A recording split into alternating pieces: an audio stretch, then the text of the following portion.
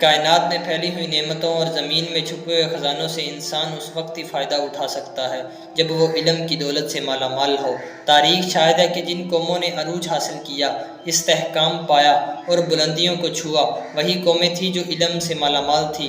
علم ایک بہت بڑی نعمت بھی ہے اور ایک بہت بڑی دولت بھی۔ علم کی اہمیت کا اندازہ آپ قرآن مجید سورۃ زمر کی آیت نمبر 9 سے لگا سکتے ہیں۔ اللہ تعالیٰ قرآن مجید میں ارشاد فرماتا ہے، قُلْ هَلْ يَسْتَوِي الَّذِينَ يَعْلَمُونَ وَالَّذِينَ لَا يَعْلَمُونَ إِنَّمَا يَتَذَكَّرُ أُولُو الْأَلْبَابِ۔ کہہ دو کیا علم والے اور بے علم دونوں برابر ہو سکتے ہیں؟ اور نصیحت تو عقل والے ہی قبول کرتے ہیں۔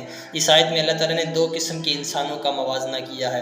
پہلی قسم کے وہ لوگ جو مصیبت یا آزمائش کے وقت تو اللہ تعالیٰ کو یاد کرتے ہیں، لیکن جب مصیبت یا آزمائش ختم ہو جاتی ہے تو فوراً غیر اللہ کی طرف متوجہ ہو جاتے ہیں۔ اس قسم کے لوگوں کو اللہ نے بے علم قرار دیا ہے۔ اور دوسری قسم کے وہ لوگ جو ہر حال میں اللہ تعالیٰ سے امید لگاتے ہیں، اپنے راتوں کی تنہائیوں کو سجدوں سے آباد کرتے ہیں، آخرت سے ڈرتے ہیں اور اسی کو ہی پکارتے ہیں، اس قسم کے لوگوں کو اللہ نے اہل علم قرار دیا ہے۔ وہ ایک اور جگہ پہ اللہ تعالیٰ نے ارشاد فرمایا، انما یخشی اللہ من عبادہ العلماء ان اللہ عزیز غفور۔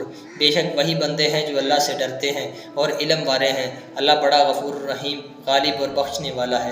علم ہی انسان کو دوسروں سے ممتاز کرتا ہے۔